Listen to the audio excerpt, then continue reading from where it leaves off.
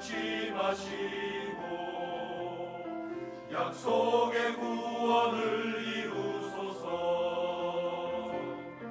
그 선한 힘이 우릴 감싸시니 믿음으로 일어날 일 기대하네. 주 언제나 우리와 함께 계셔. 하루 또 하루가 늘 새로워.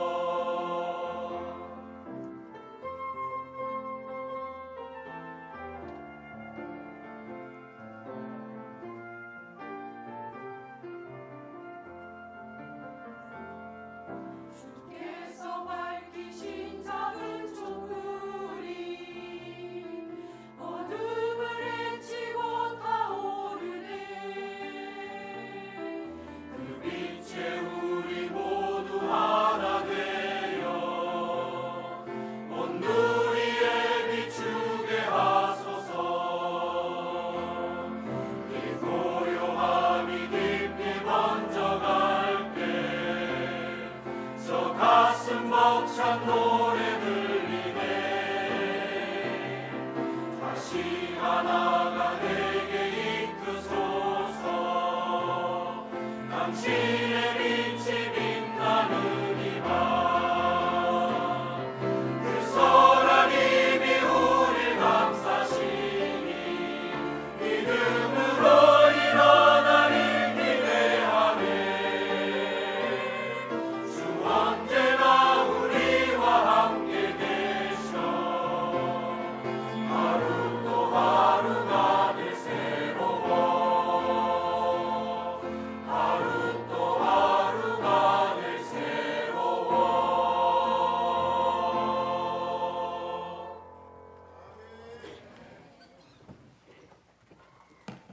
감사합니다.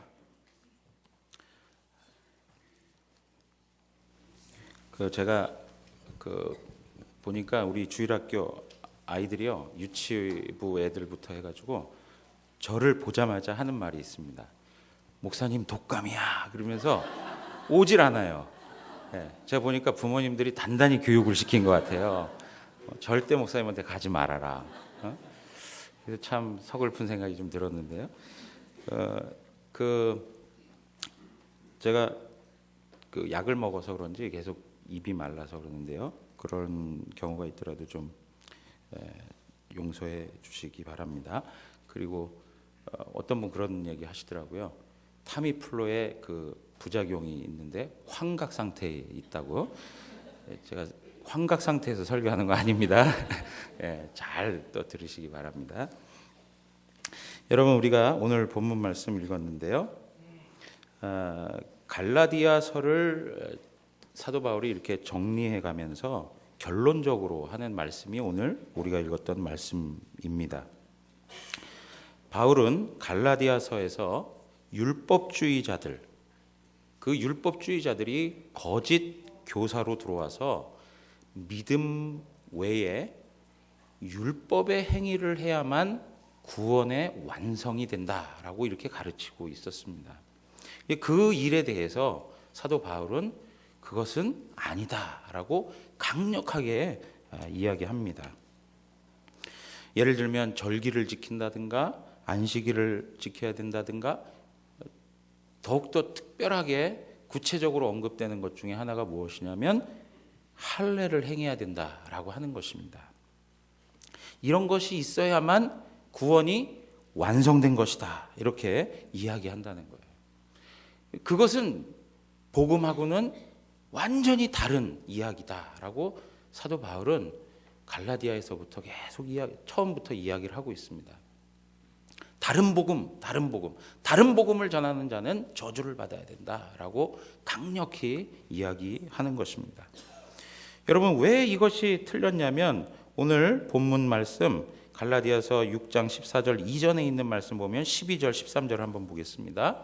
12절 13절 보면 무릇 육체의 모양을 내려 하는 자들이 억지로 너희에게 할례를 받게 함은 그들이 그리스도의 십자가로 말미암아 박해를 면하려 함뿐 아니라 할례를 받은 그들이라도 스스로 율법은 지키지 아니하고 너희에게 할례를 받게 하려 하는 것은 그들이 너희의 육체로 자랑하려 함이라. 그렇게 얘기하고 있습니다. 여기 육체의 모양을 내려 하는 자, 이 사람들이 바로 거짓 교사들이죠. 철저히 율법주의자들입니다. 이 사람들이 갈라디아 교회에 들어와서 할례를 받게 한다라고 하는 거예요. 율법주의자들이 강조하는 이야기가 바로 이러한 것이죠. 인간의 행위가 강조되어야 된다. 어떤 의식과 의례를 행해야만이 그것이 온전한 것이다. 이렇게 말하고 있다는 거예요. 이것이 왜 틀렸느냐? 사도 바울은 이야기하기를, 첫 번째, 사도 바울은 이 율법주의자들에게 문제가 있는데 그 첫 번째 문제는 이 사람들은 박해를 피하려고 하는 하나의 그런 수단에 불과한 것이다 라고 이야기해요. 이게 무슨 얘기냐면요, 그 당시에는 유대인들이 그리스도인들에게 엄청난 박해를 가했습니다. 우리가 잘 알고 있지만 사도 바울도 그 율법에 열심하던 자 아니었습니까? 그러니까 그리스도인들을 찾아서 죽여내는 일들이 그가 하던 일들이었다라고 우리는 잘 알고 있습니다. 마찬가지로 유대인들은, 열심 있는 유대인들은 이 그리스도인들을 못마땅하게 여길 뿐 아니라 더 적극적으로 나서서 그들을 핍박하고 박해하는 그런 일들이 있었다는 거예요. 그러니까 그러한 박해적 분위기에서 그 박해를 피하기 위해서 생각해낸 방식이라는 것이 뭐라고요? 율법을 같이 동시에 받아들이는 그러한 입장이었다는 것입니다.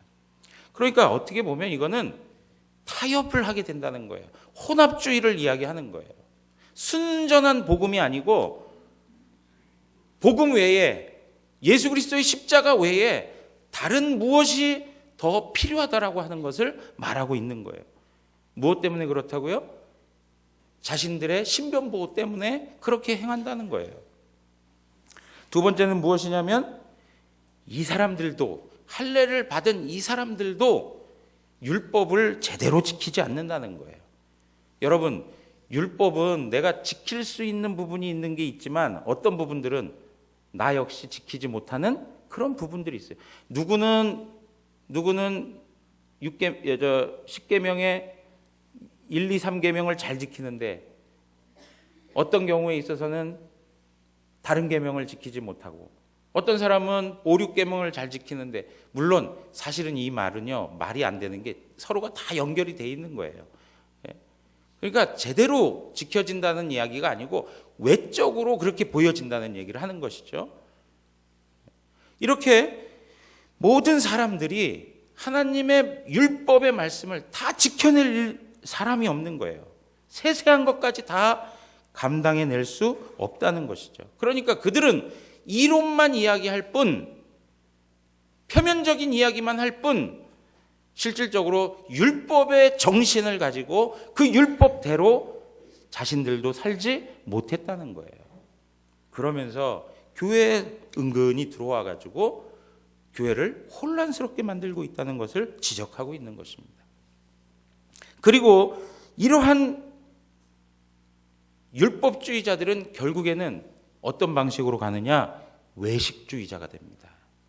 여러분, 우리가 신약성경을 읽어가면서, 마태복음을 읽어오면서 제사장 그룹, 그 다음에 서기관과 바리새인, 이런 사람들이 우리 주님이 보셨을 때 다 어떤 사람들이었습니까? 외식하는 자라고 일컬어졌습니다. 외식하는 자다, 외식하는 자. 외식하는 자들이 가지고 있는 특징이 있어요. 그 특징이라는 것이 무엇이냐면 교만하다는 거예요. 그리고 탐욕이 있다는 거예요. 그리고 그것이 무엇으로 드러나냐면 자기 자랑으로 드러난다는 거예요. 여러분, 마태복음에서도 우리가 읽었던 외식하는 자들이 가지고 있었던 것이 무엇입니까? 자기 신앙의 자랑이었어요. 자기가 다른 어떤 사람보다도 더 의롭다라고 하는 위치를 점하고 있다는 자기 자랑이었어요. 이것이 바로 율법주의자들이 가지고 있었던 신앙적 방식이었다는 것입니다. 그래서 13절 말씀에도 후반에 뭐라고 얘기해요? 너희의 육체로 자랑하게 하려 한다 그래요. 결국에는 그들이 추구하는 바는 항상 목적이 뭐예요? 육체의 자랑으로 끝난다는 거예요. 육체의 자랑. 여러분, 이러한 율법주의자들이 가지고 있는 그러한 내용 가운데 교만함이 왜 생겨나는 것입니까? 자기 의의가 있기 때문에 그렇다는 거예요. 자기 의의가 있습니다. 그러니까 교만할 수밖에 없어요. 자기가 행한 것이 있어요. 자기가 노력해서 얻어낸 것이 있어요. 자기가 업적을 쌓은 것이 있어요. 자기 의의가 있다는 거예요. 철저히 이러한 자기 의의는 지금 자기라고 하는 말을 붙였듯이 자기 중심성을 가지고 있는 것입니다. 그러니까 자기에게 조금이라도 해가 되거나 손해보는 일이라면 감당할까요? 감당하지 않을까요? 감당하지 않습니다. 자기의 것을 조금도 양보할 수 없기 때문에 그렇습니다. 결국엔 이것은 자기 사랑으로 가는 거예요. 자기 사랑. 아까 유대인들이 핍박하는 것에 있어서 그들이 타협을 했다라고 얘기했는데요. 왜 타협을 합니까? 결국에는 자기 신변 보호를 위해서 하는 거예요. 자기를 사랑하니까. 진리의 말씀보다는 더 중요한 게 무엇입니까? 자기 자신이 더 중요한 거예요. 하나님의 진리가 중요한 게 아니에요. 순수한 복음이 중요한 게 아니에요. 자기 자신이 더 중요한 거예요.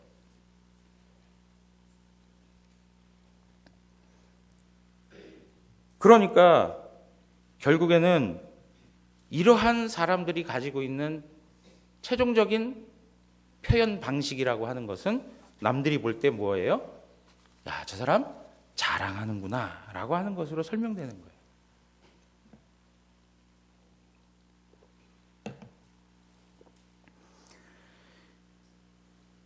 왜 사람들이 이렇게 자랑하며 살아갈까요?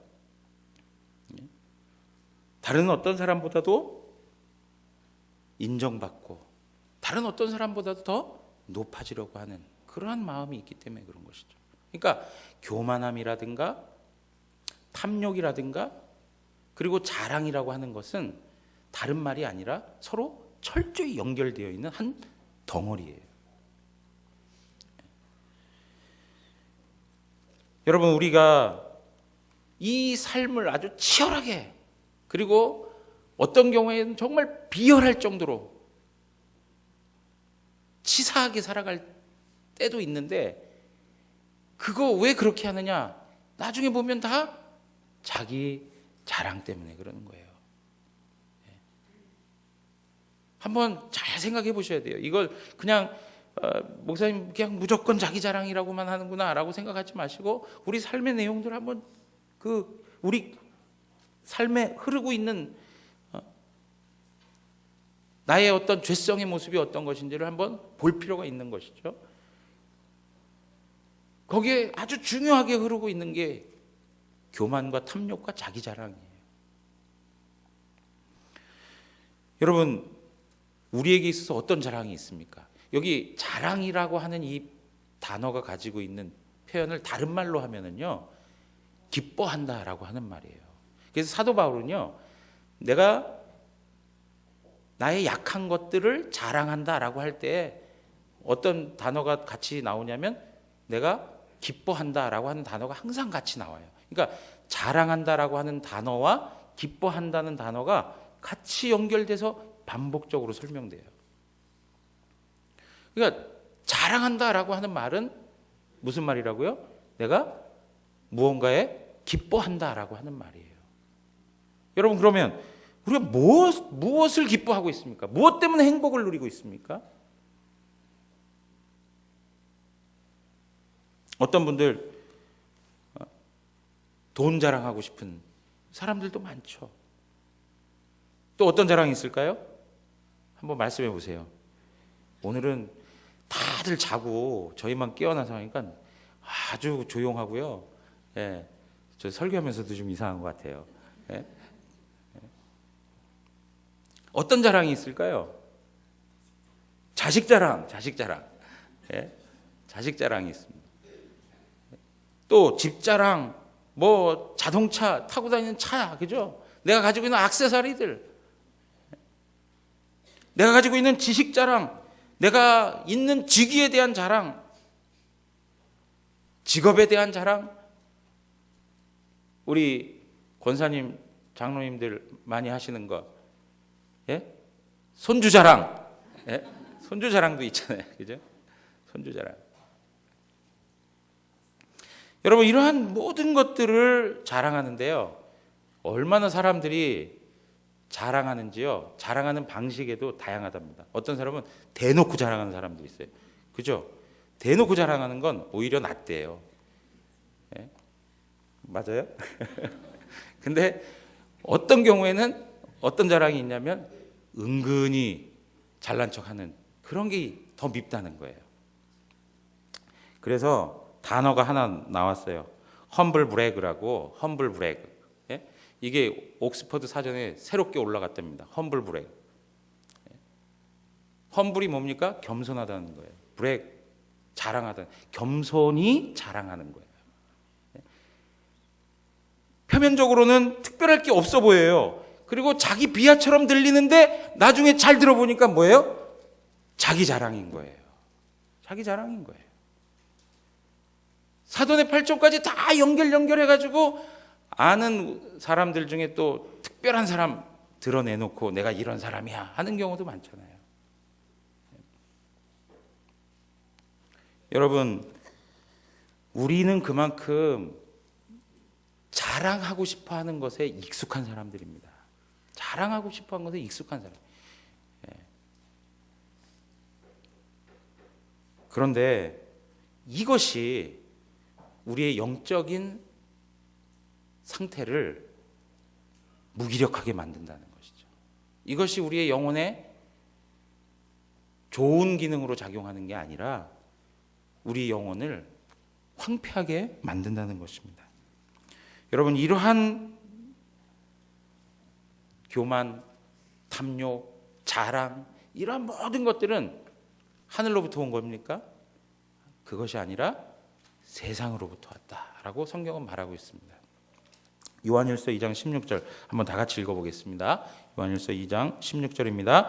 이는 세상에 있는 모든 것이 육신의 정욕과 안목의 정욕과 이생의 자랑이니 다 아버지께로부터 온 것이 아니요 세상으로부터 온 것이라. 아버지께로 온 게 아니에요. 빛의 아버지께로 온 게 아니라 누구로부터 왔다고요? 세상으로부터 온 것이다. 세상으로부터. 여러분, 육신의 정욕, 안목의 정욕, 이생의 자랑, 여기에 우리의 죄성이 다 포함되어 있지 않습니까? 지금 말씀드린 내용들이 전부 이러한 내용들하고 다 함께 가고 있는 것이에요.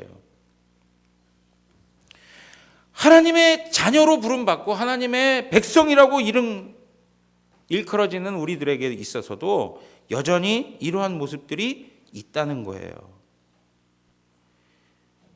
교회들도 이러한 영적인 형편 속에 놓여 있는 그러한 처지에 있는 거예요.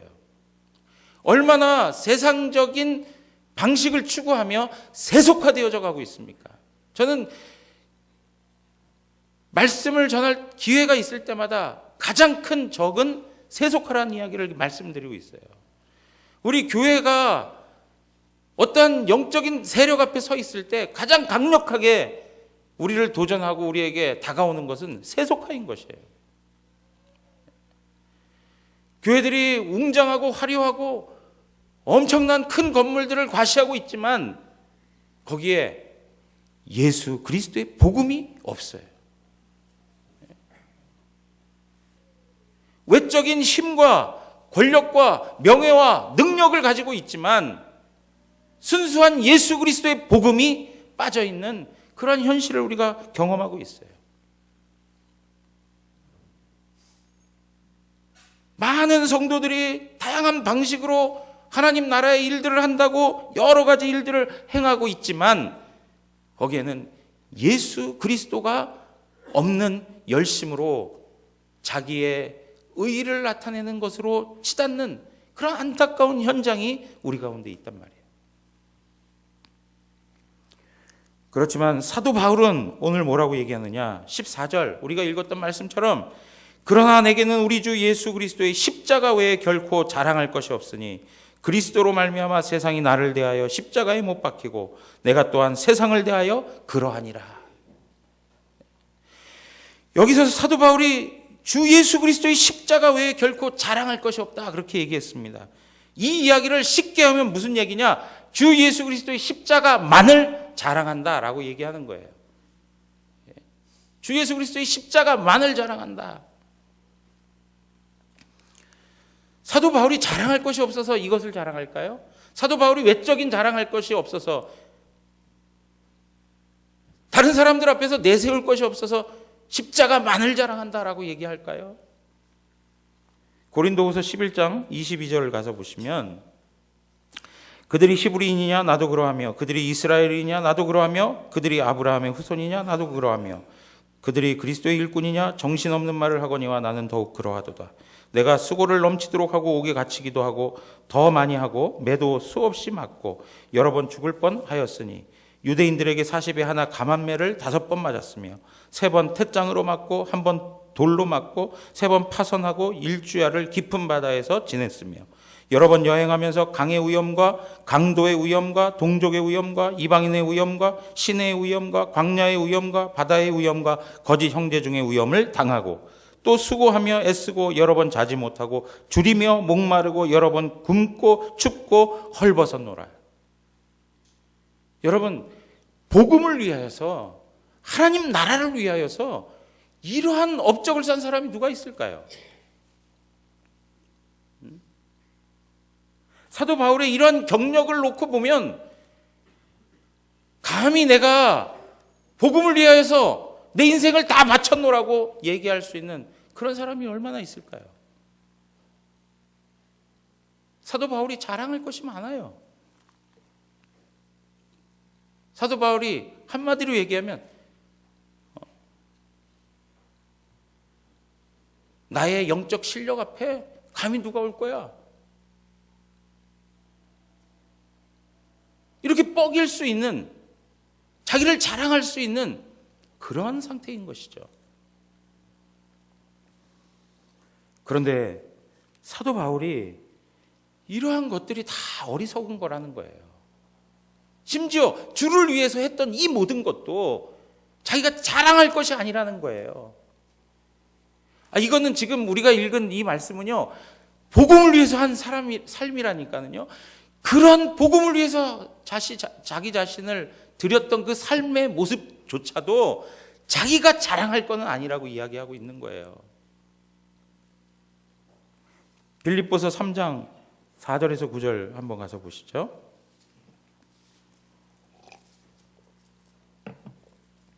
자, 제가 먼저 읽겠습니다.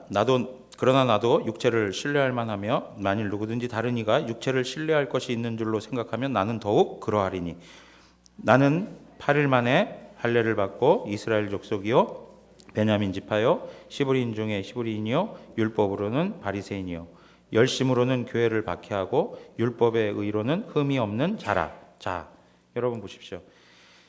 외적인 조건을 자신이 갖추었다라고 이야기를 하고 있습니다. 종교적인 측면에 있어서, 그리고 가문에 있어서, 율법에 있어서, 자기가 가지고 있는 어떤 실력에 있어서 부족함이 없는 사람이라는 것을 말해주고 있습니다. 열심이 얼마나 대단했는지 율법의 의로는 흠이 없다라고 이야기할 정도입니다. 그런데 그가 7절 다 같이 한번 읽겠습니다. 그러나 무엇이든지 내게 유익하던 것을 내가 그리스도를 위하여 다 해로 여길 뿐더러 또한 모든 것을 해로 여김은 내 주 그리스도 예수를 아는 지식이 가장 고상하기 때문이라. 내가 그를 위하여 모든 것을 잃어버리고 배설물로 여김은 그리스도를 얻고 그 안에서 발견되려 함이니, 내가 가진 의는 율법에서 난 것이 아니요 오직 그리스도를 믿음으로 말미암은 것이니 곧 믿음으로 하나님께로부터 난 의라. 아멘.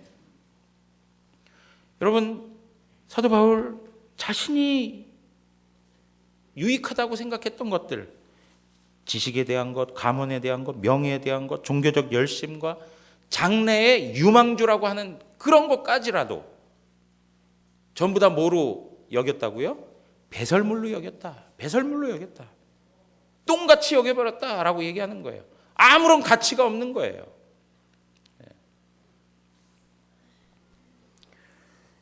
여러분, 이것이 사도 바울이 가지고 있는 신앙의 고백인 거예요. 사도 바울이 왜 이렇게 이 모든 것들을 다 배설물로 여기고 십자가만을 자랑한다라고 이야기했을까요? 그 첫 번째는 십자가만이 우리를 구원하는 하나님의 능력이기 때문입니다. 십자가만이 우리를 구원하는 하나님의 능력이기 때문에. 고린도전서 1장 18절 보면 십자가의 도가 멸망하는 자들에게는 미련한 것이요 구원을 받는 우리에게는 하나님의 능력이라. 세상 사람들이 봤을 때는 미련한 것입니다. 어리석은 것입니다. 이치에 맞지 않는 것입니다. 그러나 하나님의 은혜를 입은 자들, 하나님의 사랑을 입은 자들에게 있어서는 하나님께서 구원하시는 능력입니다. 사도 바울이 그것을 안 것이죠. 어디서부터 구원받는 것입니까? 하나님의 진노와 심판으로부터 구원받는 것입니다. 하나님의 진노와 심판으로부터 구원받는 유일한 길, 그것은 죄 없는 이가 대신하여 죽음을 당해서 피를 흘려야만 하는 것인데, 그 일을 누가 하셨습니까? 우리 예수 그리스도께서 하셨다는 거예요. 피 흘림이 없으면 죄사함이 있습니까? 없습니까? 없습니다. 피 흘림이 없으면 죄사함이 없습니다.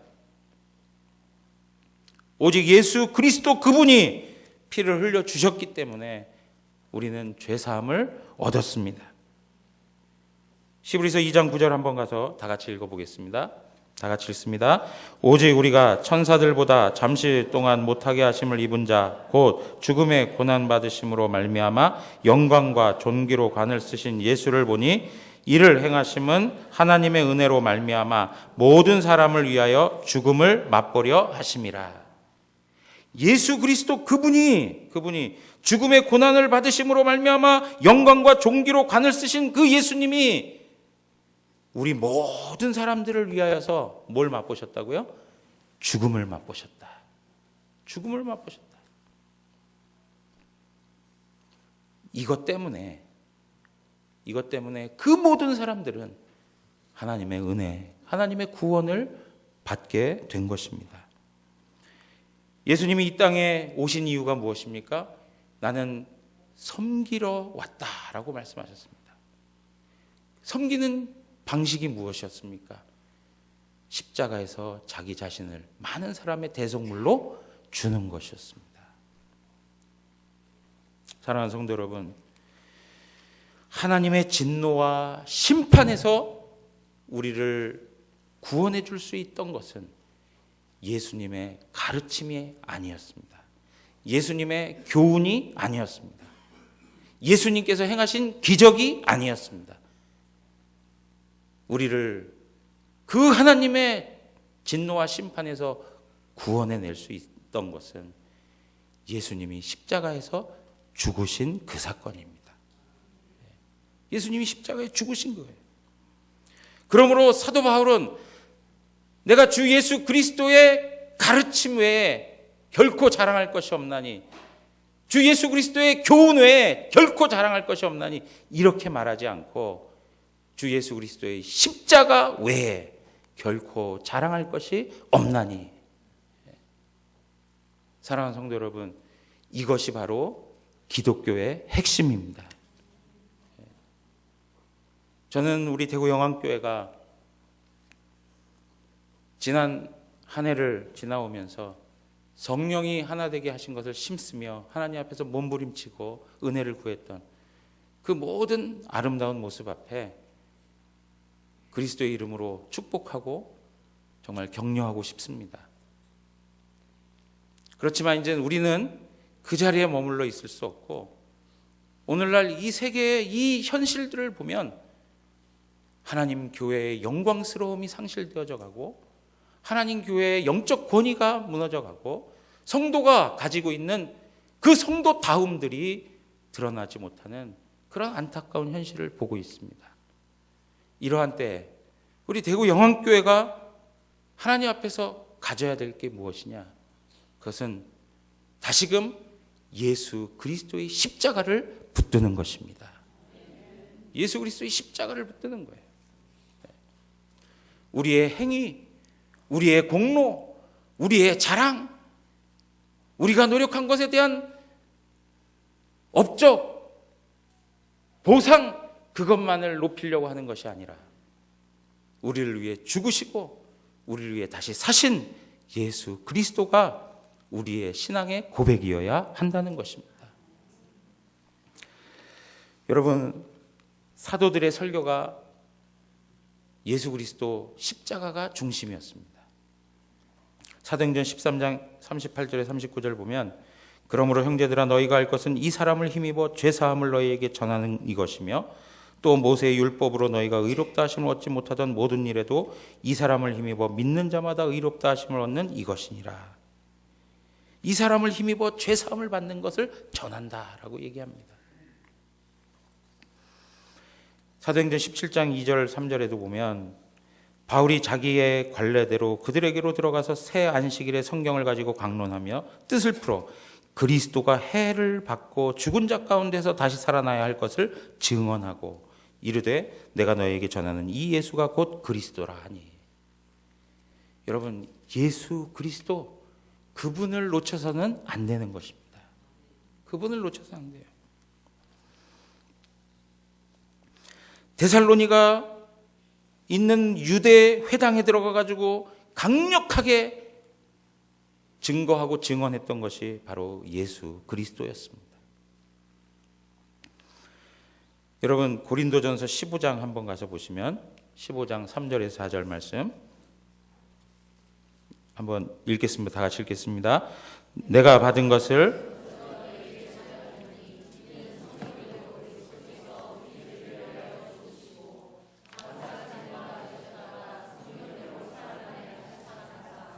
아멘.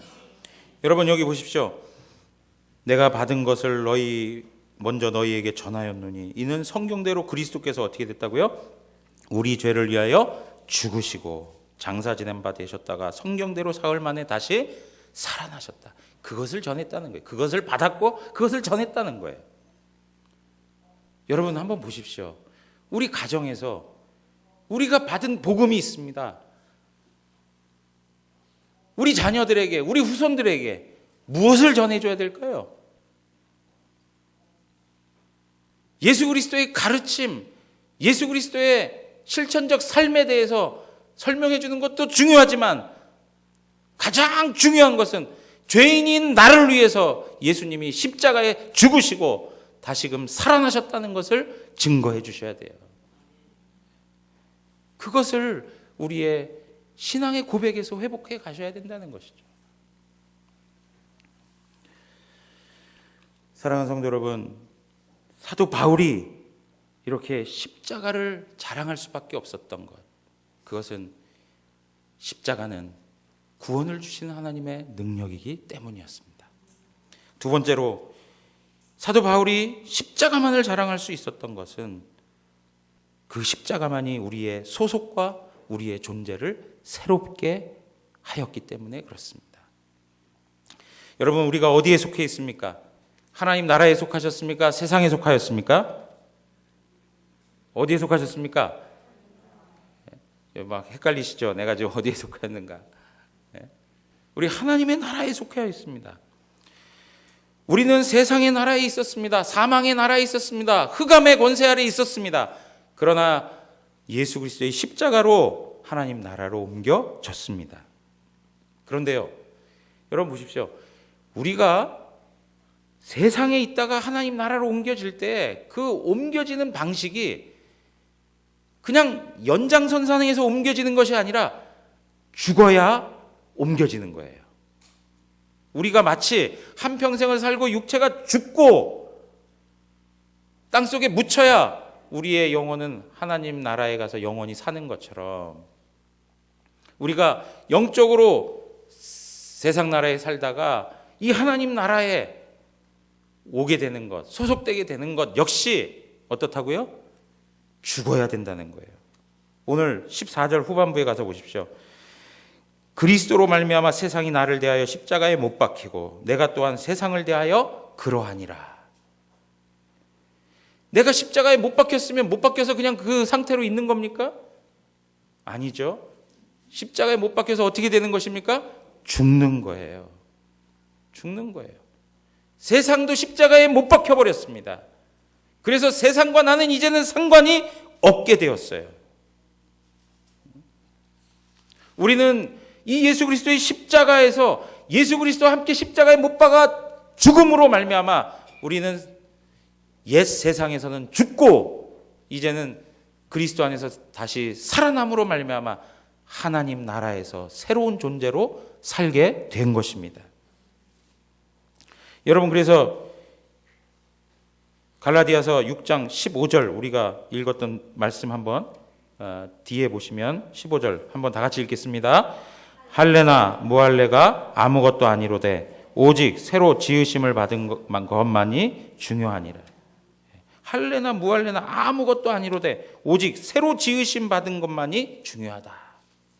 새로 지음 받았다는 사실이 중요해요. 여러분, 십자가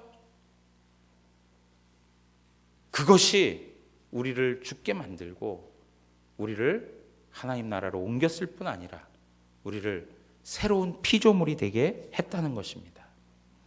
고린도후서 5장 14절에서 17절에 있는 말씀을 보시면 그 내용들을 한 번 더 정리해서 설명해 주고 있는데요. 한번 고린도후서 5장 14절로 가보겠습니다. 교독하도록 하겠습니다. 제가 먼저 읽겠습니다. 그리스도의 사랑이 우리를 강권하시는도다. 우리가 생각하건대 한 사람이 모든 사람을 대신하여 죽었은즉 모든 사람이 죽은 것이라.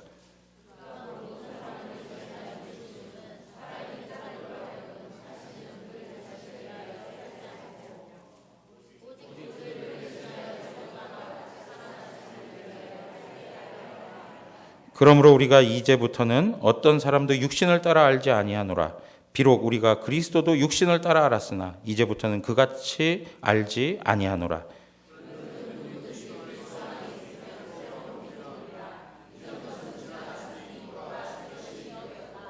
아멘. 여러분, 이제는 그리스도 예수 안에서 새로운 피조물이 되었습니다. 그래서 하나님 나라에 소속되었습니다. 무엇 때문에요? 예수 그리스도의 십자가 때문에 그렇다는 거예요. 이제는 새로운 피조물이 되었기 때문에 육신을 쫓아 살지 않습니다. 육체를 따라 살지 않습니다. 이제는 성령을 쫓아 살고 성령을 따라 사는 것입니다. 그리고 우리는 이제는 하나님의 영광을 위하여 사는 것입니다. 하나님의 영광을 위하여. 사랑하는 성도 여러분, 제가 설교 초두에 계속 말씀드렸던 것이 무엇입니까? 인간은 자기 자랑에 빠져 살아간다라고 말씀을 드렸습니다. 그 이야기는 자기 영광을 구하며 살아간다는 거예요. 그러나 이제 새롭게 된 피조물, 그리스도 예수의 십자가로 말미암아 새롭게 새 생명을 얻은 하나님의 사람은 이제는 하나님의 영광을 위하여 사는 거예요. 내 인생의 기쁨과 내 인생의 즐거움과 내 인생의 행복이 하나님이 영화롭게 된다는 것에 있는 것이에요. 하나님만 기뻐함을 받으시면, 하나님이 기뻐하신다면 나는 죽어져도 관계가 없습니다 하는 것이 바로 성도의 삶이에요. 나는 밟혀도, 나는 씹혀도 예수 그리스도만 존귀하게 된다면, 하나님의 영광이 무한하게 나타나기만 한다면 나는 없어져도 그것이 내게 유익함입니다 라고 고백하는 거예요. 사랑하는 성도 여러분, 오늘날 하나님의 교회가 힘을 잃어가고 있습니다. 그 가장 근본적인 원인은 예수 그리스도의 십자가를 놓쳤기 때문에 그렇습니다. 다시금 우리의 신앙이 회복되어지고 우리의 신앙이 하나님 앞에서 온전한 관계 속에 세워져 가기를 원하신다면 예수 그리스도의 십자가를 붙들기 원합니다. 그리고 매일의 삶에서 예수 그리스도를 묵상함으로 말미암아 어둡고 어두운 이 시대 속에서 믿음으로 승리하고 하나님의 영광을 온 세상 가운데 나타낼 수 있는 우리 대구영안교회 모든 성도님들 되시기를 주님의 이름으로 축원합니다. 세상은 점점 어두워가고 있습니다. 여러분 한번 어두움을 경험해 보십시오. 불을 한번 다 꺼주실래요? 나눠드린 초 키지 마십시오. 불을 한번 다 꺼보십시오.